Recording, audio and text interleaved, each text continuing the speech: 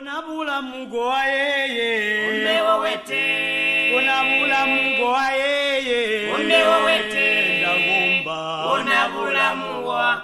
Onabula mugoa. Umbewo wete. Onabula mugoa. Onabula mugoa. Umbewo wete. Hello, my name is Boyd KAIMBI CHIBALE. The biggest challenge in the ecosystem is a natural disaster that can result in a lifelong impact on humanity and the animal kingdom. Most common disasters are droughts, fires, earthquakes, floods, sandstorms, and famines. Over the years, man is known to have cared more for himself than animals, as attested to by Dr. Muzumbwe Chimba Kanemanema, who is an animal expert based in Choma, southern province of Zambia.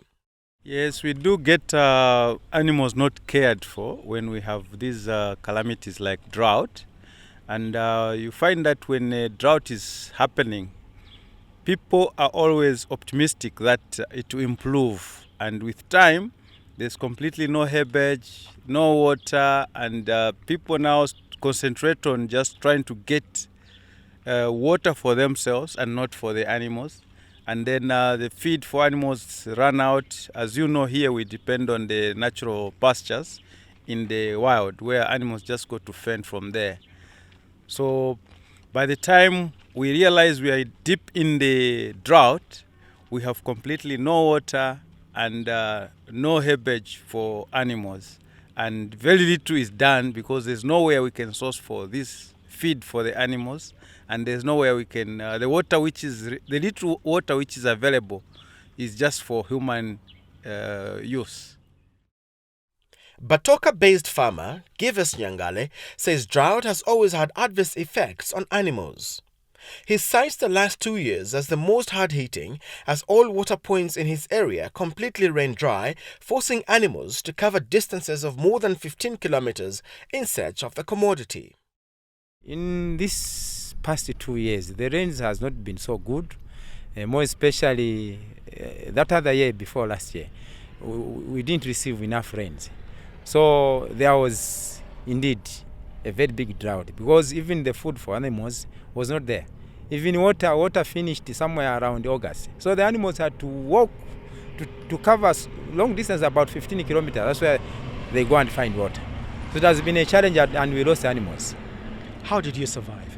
The only way how we survived, what we did, we shifted the animals to a nearby place where there is water, so that they get water every now and then. And it is a challenge. If you were to dig a well in order to assist animals with water, would you do that? Yes, sir, that is, Mr. Jiba, that is good actually. Now, as I told you, that finance-wise, we are still very low. So when I employ someone to dig me a well, it will cost me something like 6,000, 7,000, somewhere there.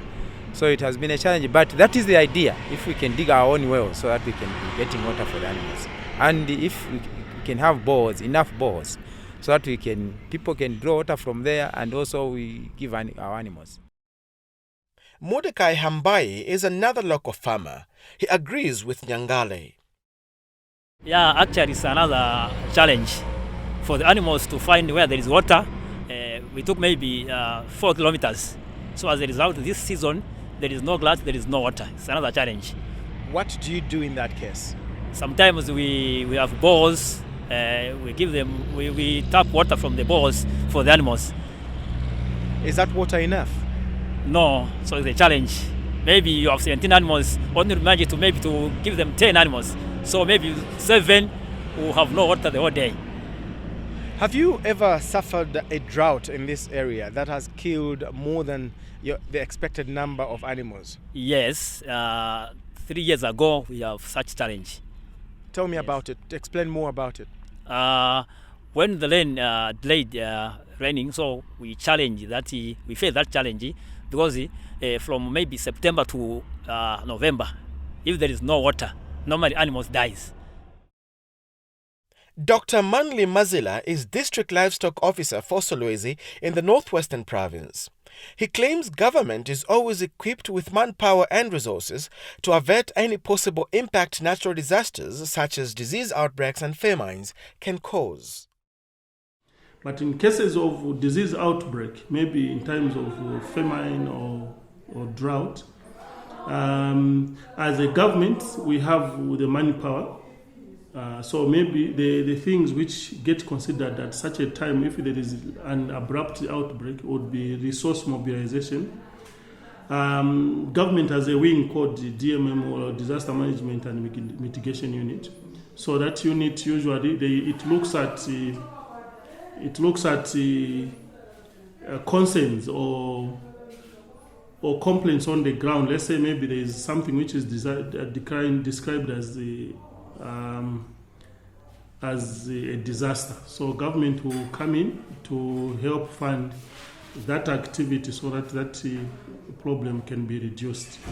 So 50-50. When the resources are there, we are able to. But if an abrupt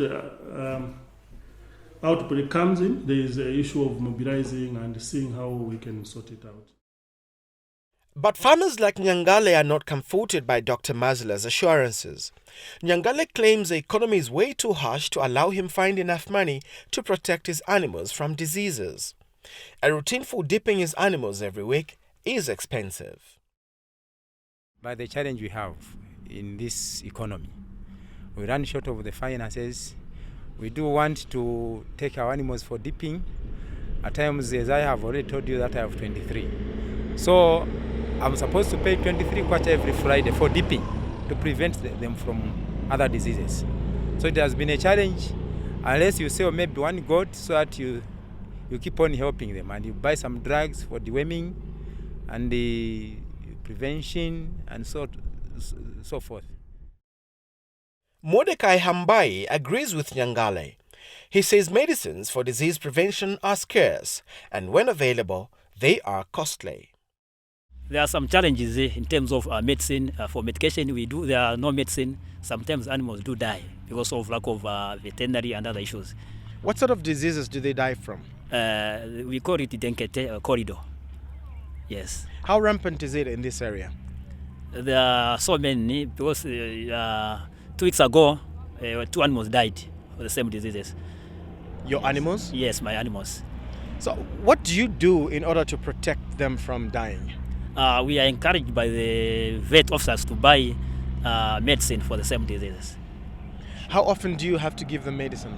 We are told to do that. We buy. So the challenge is we have no money. No wonder animals are dying. So, what happens exactly if animals are not dipped? Farmer Nyangale again.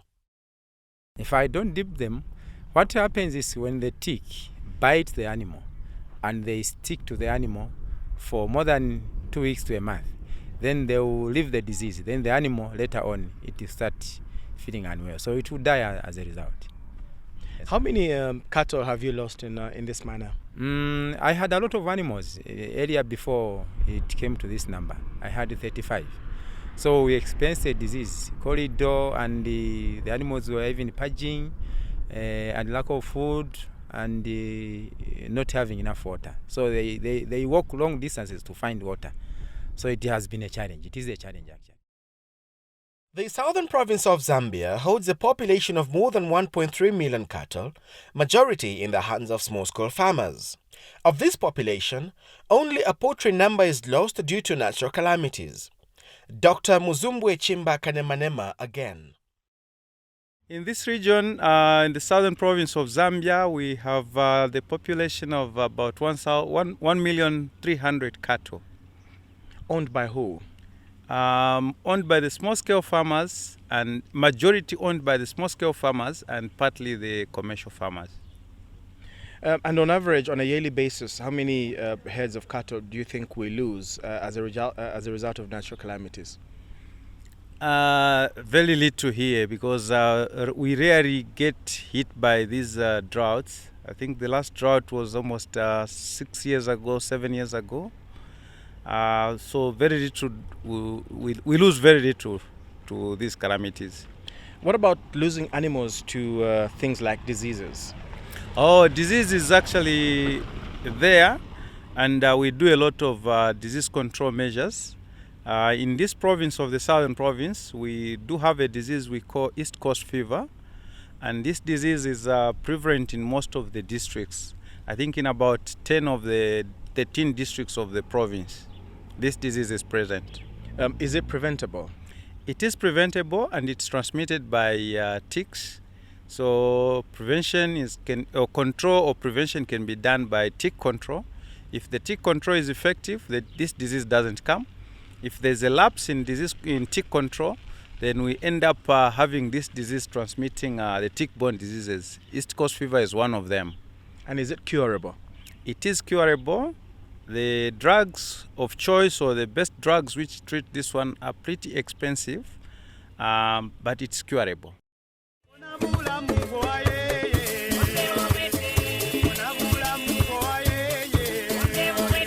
Natural disasters and calamities are not the only hazards that endanger animals. Human actions such as social and economic activities are equally a huge threat. Highway traffic claims a lot of animal life. Farmers such as Hambai and Nyangale are victims.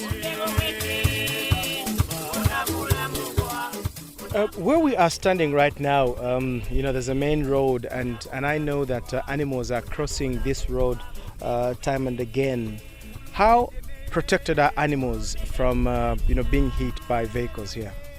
The animals are not protected. The government, they are not putting posters to show the drivers to say this area animals are crossing. So there are no posters. So you find the drivers, since it's a highway, the driver they are cruising, and we are losing animals.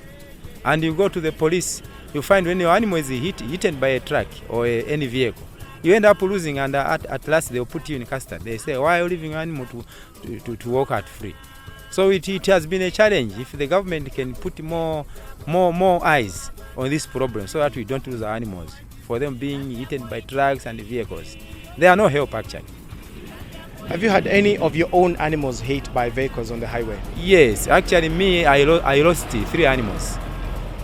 I tried to complain. At last it was me who was meant to pay, because there were no posters. The driver could not even know to say this area animals are crossing. So the driver was cruising because he was in the highway, and I could not win that case because the government is not helping me at all. In terms of money, if you lost 3 animals, how much money did you lose? If I lose 3 animals, I have lost 15,000. That is a lot of money to me, a peasant farmer. So if I can be protected, not to lose 15,000 at one time. You know how our economy in Zambia is. If you lose 15,000, even a 1,000, it's a lot of money.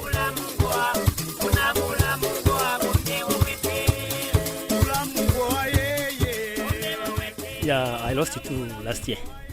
Yes. In terms of money, how much did you lose? 4,000 each, meaning 8,000 for 2. Did you get any form of compensation as a result of that loss? Yeah, the driver took those animals, so meaning I lost 8,000. Why did the driver take the animals? You gave them to him? Well, they are saying there is a law which is helping the drivers to say when the driver hits that animal, so the farmer must be faced that charge. So if you if you fail to charge, meaning those animals will be taken by the driver. And you didn't complain anyway? No. Being a villager, I don't know anything, so I just kept quiet. In such an example, animal experts like Dr. Kanemanema are only able to emphasize sensitization as a solution to reducing animal deaths through highway accidents. Yes, we do get these problems, and we do sensitize our farmers who live along the highway. We do sensitize them not to leave the animals to come to the road. We do get such accidents happening where vehicles hit the animals, and there's a damage to the vehicle, there's a damage to the livestock, they die. But we encourage our farmers to make sure they take the animals away from the highways.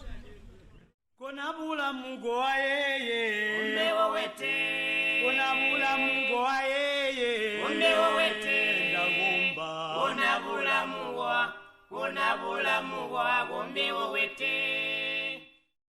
Muzezo ngo twamongo kuti hurumende tayere muzezo ngo yapanga indi kuti moto kali yauma ngombe bibwe za ngombe na ngombe tia jani kandi zamenera ngombe balibika mu sales Bachibale oyu murango yagabika hurumende mubi ibanyama barenda muri ndiswe tobalimi bajete tobalimi bajonto njasike gino jindi tatu chikongi kusanina ibanyama so barenda kuyandawula chakulya pona driver moto wakwe wina mabreki wiuma ngombe KRS either wali kuchita overtake KRS wiuma pona mana wiibwe zomana mibonde mujete wandinyanga mububa yabwakwe I think hurumende here kuchichincha chintecho kutegwa hatunga awala driver bamulangalanga moto wakwe Paula ngene moto lichisima breki hene moto lichisi fitness and ni problem kambo chimwibiyo amuntu wa muma hena ola mubweza. So I have just parked at a place called the Livestock Development Trust, which is on the main way from Batoka to Choma, and I would like to drive in and talk to people who run this place because it looks like a place that looks after animal welfare.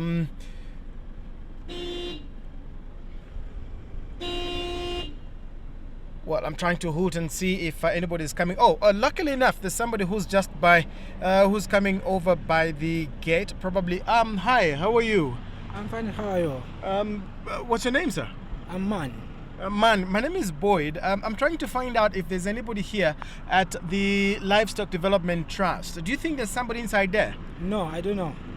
Okay. Do you know what happens inside there? No, I don't know anything. Okay, it looks like, the placard here says Livestock Development Trust. It looks like it's a place that is, responsible for animal welfare, for livestock welfare. You don't know anything about that happening inside there? Yes, I don't know anything about that. You've never seen animals running around here? No. Okay, do you live in the area? No. Where do you live? This side. But what are you doing here? I want to see my friend. All right. Okay, thank you so much, Manu. Okay, thank you. Well, there we go. That's Manu. He doesn't know if anybody lives inside. He doesn't know what happens inside there. Probably this tells a story on how much is being done in protecting the welfare of animals around this area. Hopefully, I'll be able to find somebody. Okay, here's somebody coming by the motorcycle. Hi, how are you, sir? Hi. Can I just have a word with you? Just 1 second. Do you live inside here? Do you live inside here? No. Do you work here? No.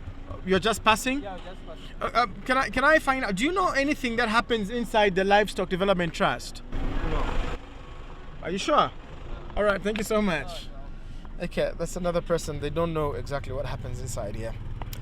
I guess this is the date, and I have to drive back to Joma. Konabula mungo ayeye. Umbewo wete. Konabula mungo ayeye. Umbewo wete.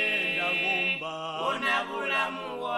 Konabula mugwa gombewo wete. The farmers and government officers I spoke to expressed one thing in common. They think animals are important. I asked Farmer Nyangale what he thought about animals. Mr. Chibale, animals to our lives, we as villagers in southern province, they are very, very important. Because if I don't have animal, we are now getting towards the rain season. How am I going to plow during the rain season? I can't. I'll end up just plowing maybe not less than a hectare, meaning the whole country will suffer. But if I have animals, I'll plant more hectares. As a result, the whole country will have enough food. So animals are very important. They need to be protected. Dr. Mazila of Solwezi agrees with Farmer Nyangale. He relates the importance of animals to their economic value at personal, household and national level. Oh, animals, I tell you, are very important. We have a lot of economic factors when we talk about animals. We are talking about employment. We are talking about nutrition here. I'll give you an example. From cattle, we get day in, day out. I doubt if there is a household which has no diet of beef per day. So you find we get the meat itself, which is beef, that is from cattle alone. We get milk, which is always served on the people's tables. So we're also talking about employment, people who work in these big farms. So you find that and even just with time when, let's say, people export these animals, you find that it also adds to economy because it will give forex. And we're talking about maybe even the shoes which people put on, they come from as animal products. So it adds to economy instead of maybe ordering some or buying leather stuff from other countries, maybe at a higher price. You find these things are produced locally and are available to people at a reasonable price. So meaning the economy can stabilize a bit.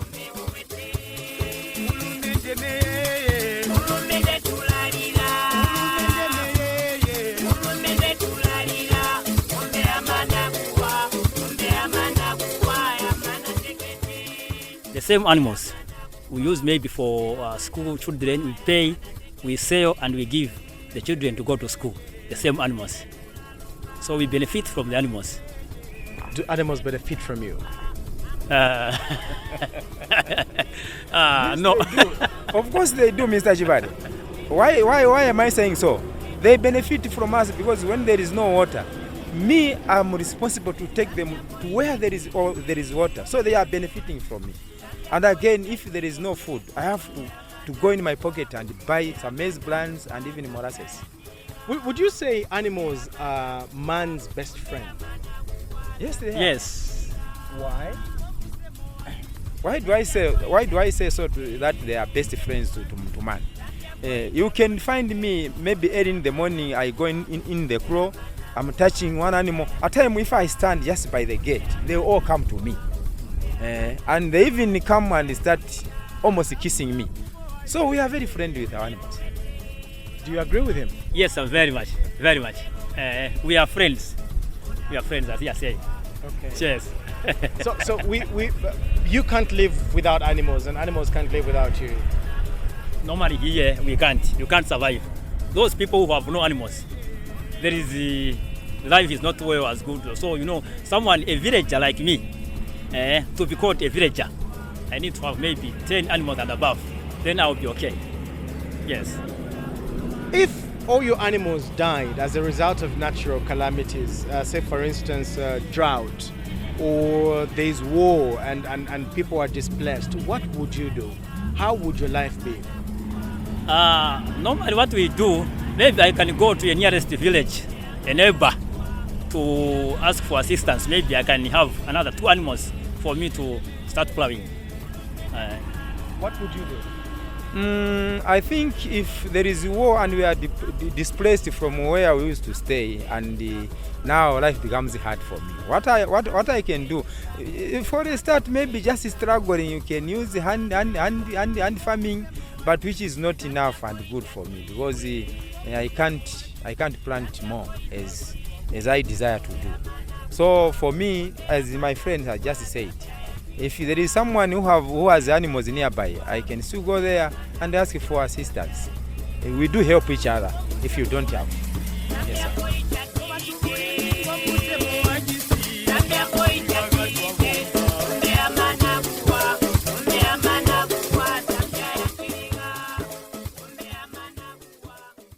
Dr. Kanemanema says animals and human beings are inseparable. The two are interdependent. In this region, a human being and an animal, we are actually companions. Our life is centered on the animal. We make sure animal is the one which is our livelihood. People here believe in owning livestock. And this livestock is what brings food on the table of the peasant farmers. So human beings depend on animals and animals depend on human beings. Very well. Does that translate into the economic status of the region?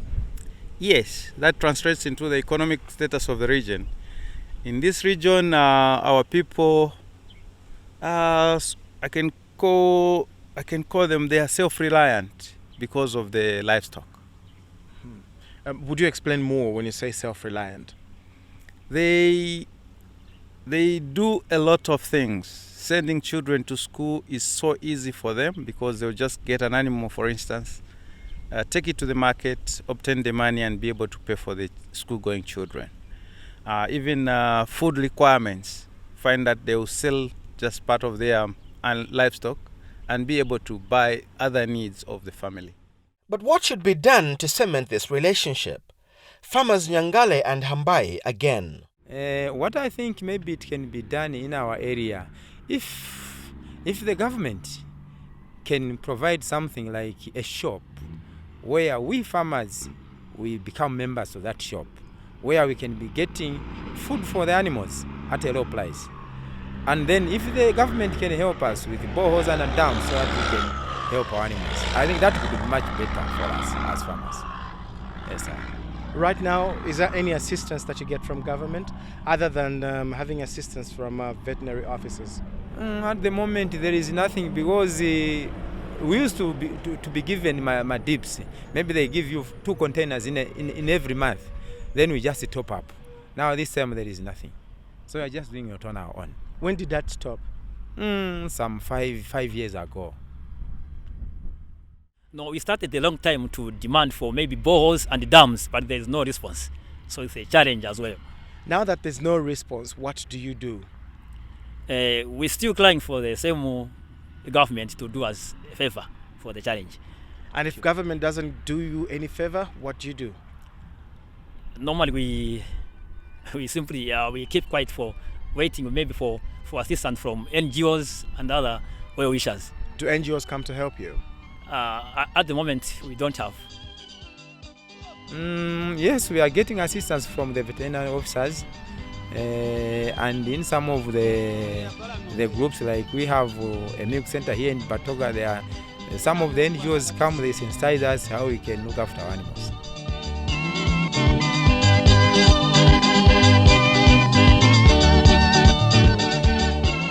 As the old saying goes, a friend in need is a friend indeed.